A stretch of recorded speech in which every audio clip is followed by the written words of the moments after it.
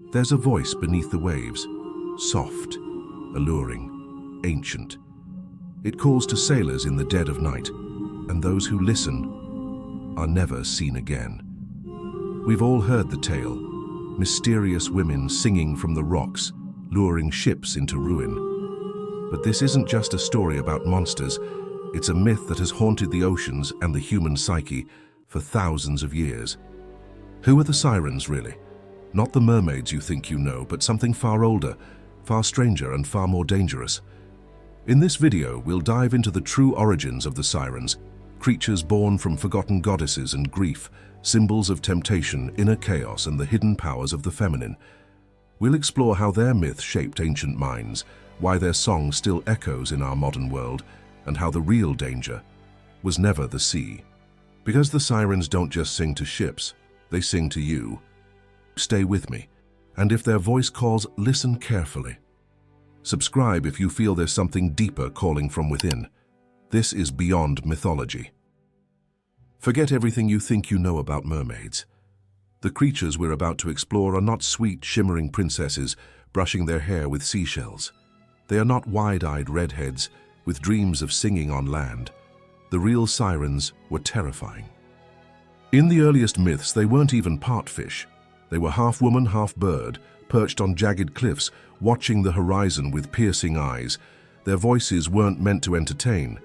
They were a weapon, a trap, a death sentence. The Greeks described them as daughters of the river god Achelous and a muse, born of water and divine inspiration. But somewhere along the way they fell from grace, banished, twisted. By the time Homer wrote the Odyssey, they had become ominous figures who haunted the rocks between worlds, neither fully human nor fully divine. And they didn't kill with claws or fangs. They killed with beauty. They killed with truth. Because what made their song so dangerous wasn't just how enchanting it sounded. It was what it revealed. To those who heard it, the sirens promised to unveil the secrets of the universe, to satisfy every hunger of the mind and soul. The only price? You'd never leave. You'd waste away, consumed by knowing. It's no coincidence that they lived on an island surrounded by bones. Sailors didn't just crash their ships, they surrendered their will. They were lured not by evil, but by something irresistible, the illusion of ultimate understanding, of something forbidden. And that is what makes the sirens truly terrifying. Not their appearance, not their voice, but their power to expose what you secretly crave and then use it to destroy you. So no, these weren't Disney's mermaids. These were monsters cloaked in mystery, predators that never needed to chase you because you would come to them willingly. If there is one story that defines the power of the sirens, it is the tale of Odysseus. After years of war and wandering, the cunning hero is finally returning home.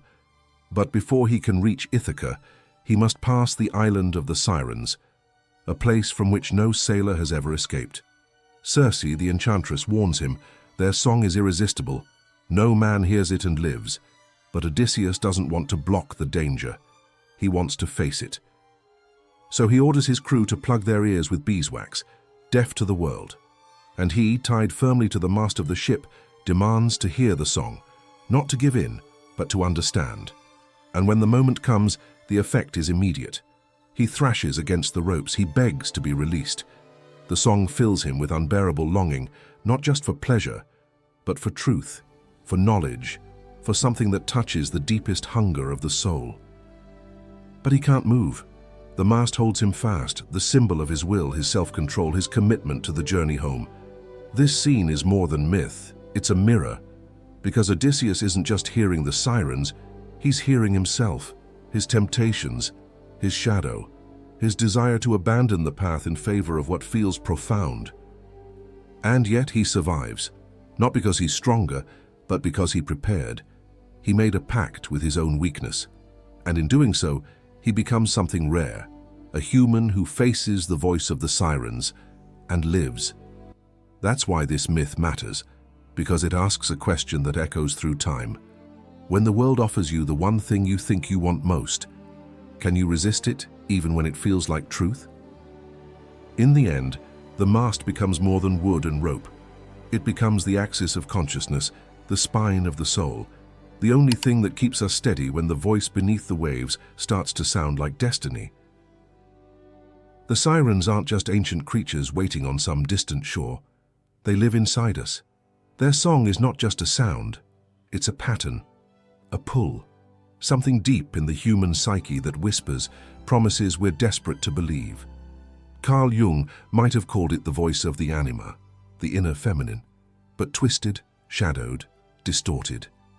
Not the nurturing muse, but the seductress of the soul, the part of us that says, stop struggling, come closer. I'll give you everything you've ever wanted, but you'll never leave. The sirens symbolize the archetype of temptation through insight, not brute force, not chaos, but knowledge without grounding. They don't drag you under. You surrender willingly. You drown in your own fascination. This is what makes their myth so eternal. Because we all have our sirens, voices that sound like truth but lead to paralysis, dreams that feel transcendent but steal our will to act.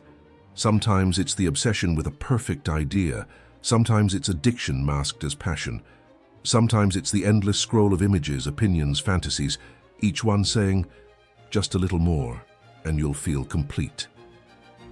But you never do, because that song has no end. It only loops, sweet, endless and hollow. The sirens speak to a very human danger, the loss of direction in the pursuit of meaning, the craving for depth that, when left unchecked, leads us further from ourselves. And this is why Odysseus didn't block the song, he contained it. He acknowledged the voice kenta without following it. That's the lesson. We don't defeat our inner sirens by silence or denial. We survive them by recognizing their song for what it is, a mirror, not a map. Because sometimes the most dangerous voice is the one that tells you exactly what you want to hear. Before they were monsters, they were mourners. One of the oldest stories about the sirens tells us something unexpected, that they were once companions of Persephone, the daughter of the goddess Demeter. When Hades abducted Persephone into the underworld, the sirens, then just winged maidens, searched the earth and sea to find her. And when they failed, they were cursed, transformed. Their wings became burdens, their beauty became danger, and their song became a lament that no one could resist. In this version, the sirens aren't born evil. They are wounded figures, punished not for what they did, but for what they couldn't do. Some myths say they asked the gods for wings to search the world. Others say Demeter cursed them in grief and rage. But either way, the result is the same. They became stranded between worlds. Not fully divine, not fully mortal, not welcome in the heavens, nor free in the sea. And maybe that's why their song is so powerful, because it doesn't come from malice, it comes from loss. From an ache so ancient it reshaped their very nature. What if their call isn't just a trap, but a cry? A desperate attempt to be heard, to be seen, to be remembered, not as monsters, but as forgotten spirits of love, grief, and divine sorrow. In this light, the sirens aren't just dangers at sea, they are echoes of a broken myth, fragments of a feminine force that was cut off, shamed and buried beneath centuries of fear. They represent something many traditions tried to silence, the deep intuitive voice of the soul, wild, emotional, and untamed, too dangerous to ignore, too sacred to control. And this changes everything, because maybe the sirens didn't fall, maybe they were pushed. The myth of the sirens didn't disappear, it evolved. It slipped into stories, symbols, and screens, changing forms, but keeping its essence. Because the sirens don't just live in ancient poetry, they show up in the most unexpected places. In Pirates of the Caribbean, they're seductive and deadly, luring sailors with beauty, only to pull them underwater. In Harry Potter and the Goblet of Fire, the merpeople of the Black Lake don't sing sweet songs. Their voices are terrifying above water, beautiful only beneath the surface. An echo of the myth, beauty that only reveals itself when you're willing to go deep. Even Peter Pan gives us a glimpse. In the Mermaid Lagoon, the sirens are playful but dangerous. They giggle and flirt, then try to drown Wendy. It's not malice, it's instinct. A reminder, not everything that sparkles is safe. In The Lighthouse, the siren becomes a hallucination, a symbol of madness, desire, and isolation. The sea isn't just water, it's the unconscious, and the siren, once again, sings from the edge of sanity. Even in modern games like The Witcher or Assassin's Creed, sirens appear as enemies or temptresses, not because of their power, but because of what they reveal. They force the player to choose, resist, fight, surrender, or escape. Why do we keep resurrecting this archetype?